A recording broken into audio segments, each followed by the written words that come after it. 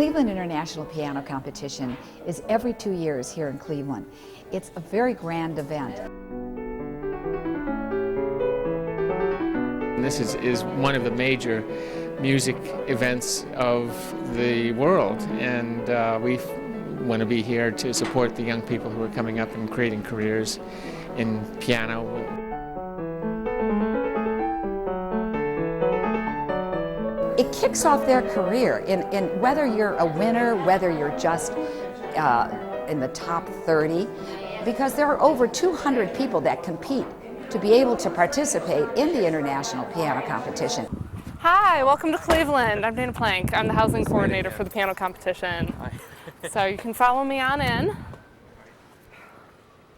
I like to be in Cleveland. I like the city, and I have wonderful stay here. And the competition is really professionally organized, very well organized, so I really like to be here. Here's your contestant folder. It has all of your schedules, meal times, everything you need to know. Perfect. You can like meet so many other great people and have good connection with them. We eat together 3 times a day. We stay at the same place, so we have fun together. We are friends. There is like no competition feeling between us. It's so early to tell, but I think we'll get closer. I think the people will have their little factions. The whole competition is very good. Very good to stay here, to be among these wonderful pianists, and they are really nice people. There are separate teams, and I'm in a friendly team. Maybe somebody more introvert. I really found a very friendly atmosphere in total in this competition.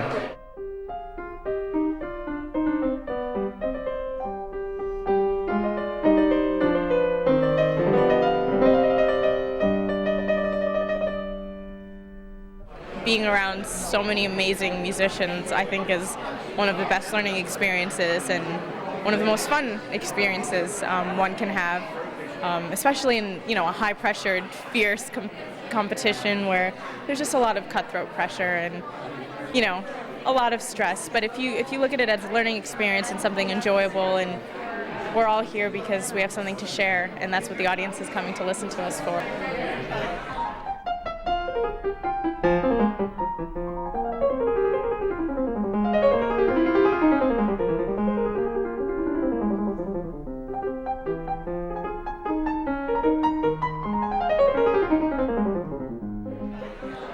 During competitions, there's a lot of pressure there, and also most of the people from other competitions and how they play or stuff. So it's kind of scary to enter any competition, but in a way, it's actually helpful to improve your skill or musicianship as well. I think because as you prepare for the competitions, you have spent so much time on those repertoire, and also you play the repertoire that you feel most comfortable or I guess confident. And of course I get nervous a little bit, but I really appreciate a lot audience response, and they seem very supportive. So it's not of course I get nervous, but I try not to think about just that, just enjoy the music that I'm playing. So nothing much I'm thinking about.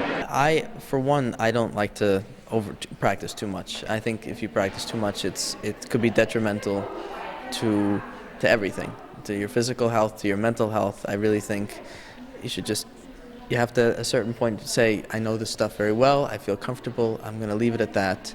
And this way it keeps an element of freshness when you play. It doesn't become stale what you're doing. Just to share the love that I have of music with everybody out there in the audience. I mean, I know that we're technically playing for the jury, but there is an audience that's sitting there, and they're the ones that are going to eventually pay for tickets for us to come, all of us to play in the world at some point. So for me at least, I think the biggest part about being on stage and performing and playing music is if I can make even one person feel the kind of love and passion and joy that I have when I'm playing music. If I can make them feel that, even just for 5 minutes, then that's enough for me. It's about the experience, and it's about the learning experience of just getting the practice playing these pieces.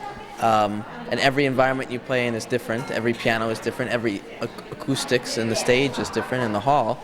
And I think it's just great practice. It's great to meet these other people, see what they're doing, because we're all doing the same thing, but yet we do it in such different ways. It's of course more stressful than any important engagement. It's more stressful, but my experience helps. This year I play I think my 10th competition in life, so I can compare this with another, and I found it normal.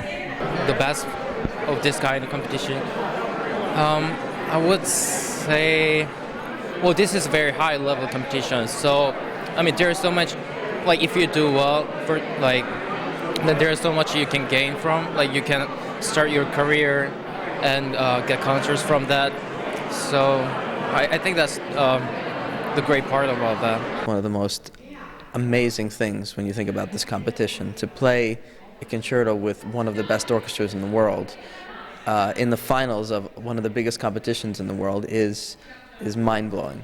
I think it's a dream of every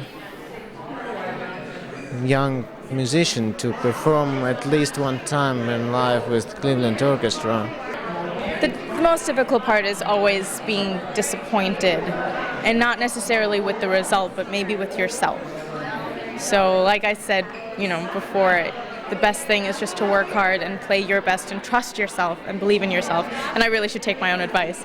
And hope for the best. And if you're happy with it, then that's what counts.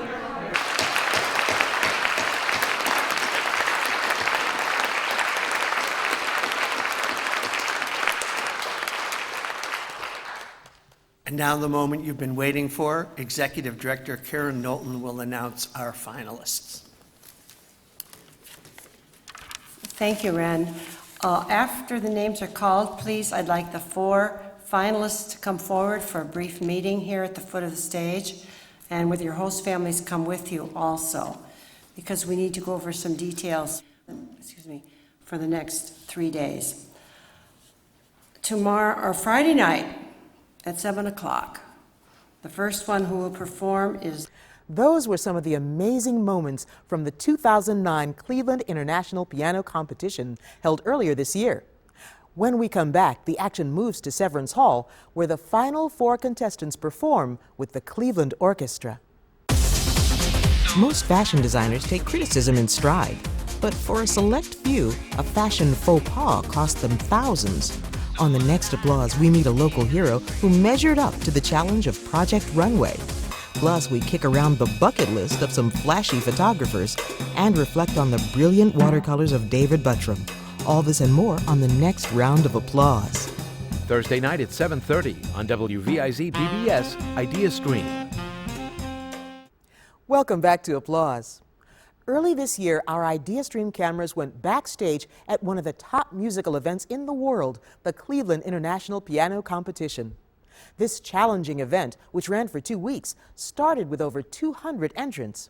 As our story continues, the field has been whittled down to the final 4, and the stage is set for Severance Hall. Friday night at 7 o'clock. The first one who will perform is Dmitry Levkovich.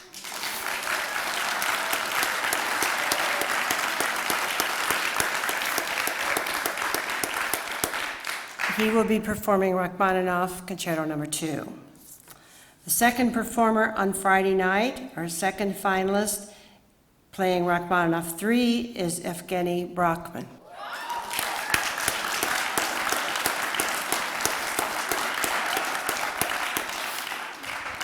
On Saturday night, the first performer, playing Rachmaninoff 2 again, is Martina Filiak.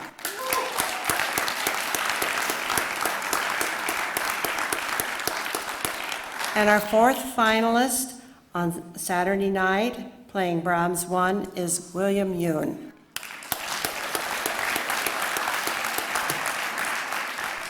we really kick off their careers. The winner, of course, receives the $50,000 prize, first prize. In addition, we book him or her across the country in something like 60 concerts. They begin at Carnegie Hall, that's their first concert. And then from there, they go on. And so we really promote their career over a year, and by the time the year is over, they have established a very, very viable career in piano. Barbara and I decided to put the bar a little bit higher, and I think it's made us the renowned event in the world now, and we attract, obviously, the best young musicians. And it's really a fun event, and I think it's good for Cleveland. And, you know, in these tough economic times, it's great to see people still willing to step up and help support this wonderful thing. For the soloists, they will never play with a greater orchestra than the Cleveland Orchestra.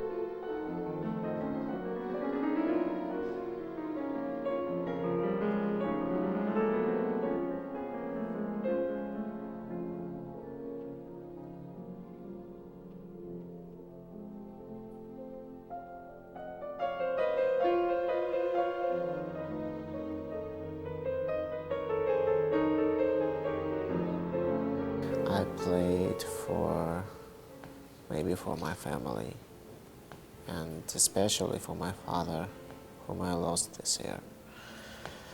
And of course, to the audience too, but I didn't think about the audience exactly when I played. I just knew that the audience present in the hall, and I felt really very soft power, very soft energy from the audience here. In some halls, in some cities, in some countries, I cannot feel it. So it was really joy to perform in Cleveland, and this contact between me and the audience, and even with the jury, I just happy that it gave me such a great result already.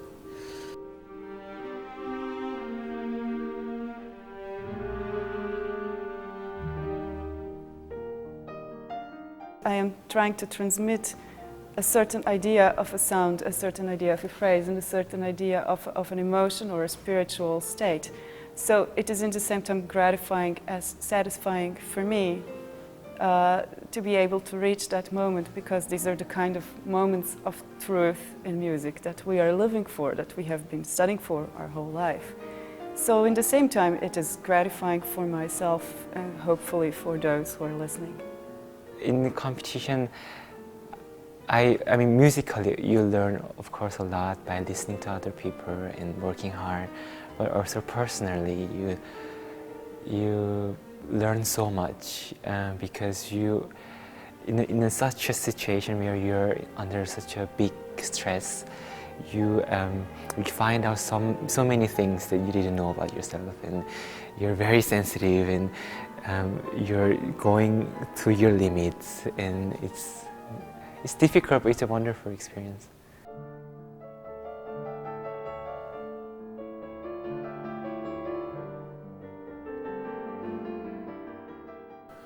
I like to keep fresh and to save all my energy, so I avoid performances. Another part of my ritual before performance is that I avoid all possible communication. You know, so that when I come to stage, I feel like I miss interaction, and I'm ready to see people and to communicate. It's experience how to be in fight with the stress and how to be a winner.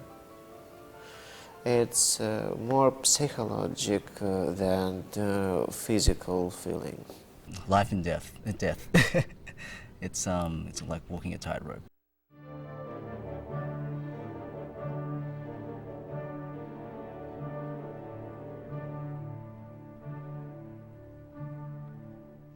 You play your music, but it's kind of, you're actually not playing, but there's somebody inside you who is playing, and it's usually the best concert. You just kind of have this energy and this inspiration and let you go and communicate with people. It feels like electricity. I don't know. It's amazing. I try to feel the public. I try to feel the audience. How are they listening to me, these people, and what do I feel, and what do they feel? And during the performing, I don't know. It's a very difficult process here, and I think about something. It's special. It's something special. It's impossible to explain.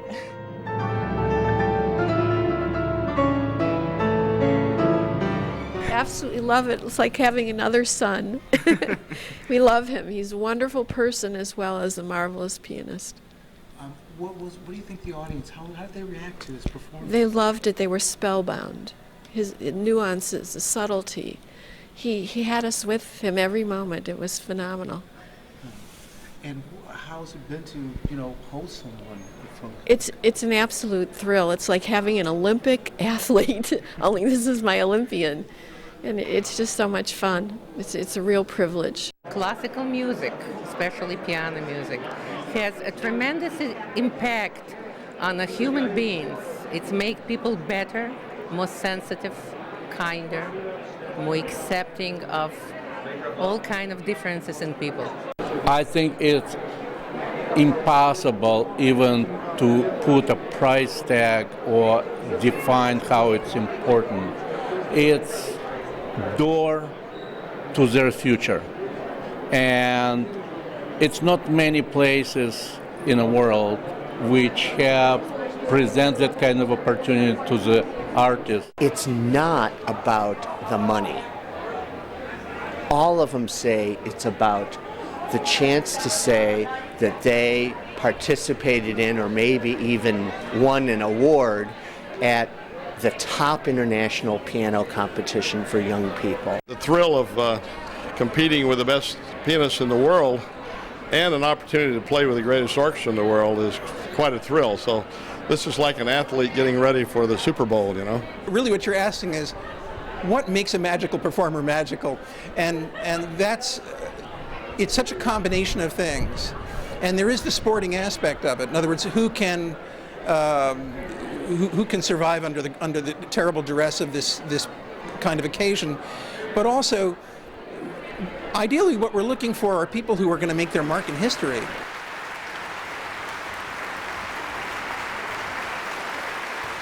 It is my privilege and pleasure to introduce our first prize winner, Martina Filiak.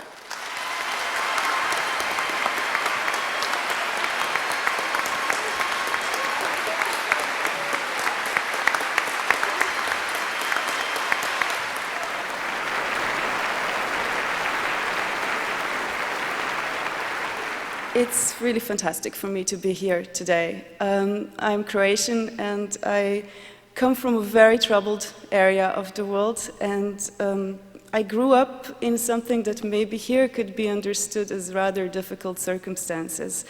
So I have really crossed a very, very long road from where I came from until being here today. And I would not change a thing. It's great to be here today, and thank you.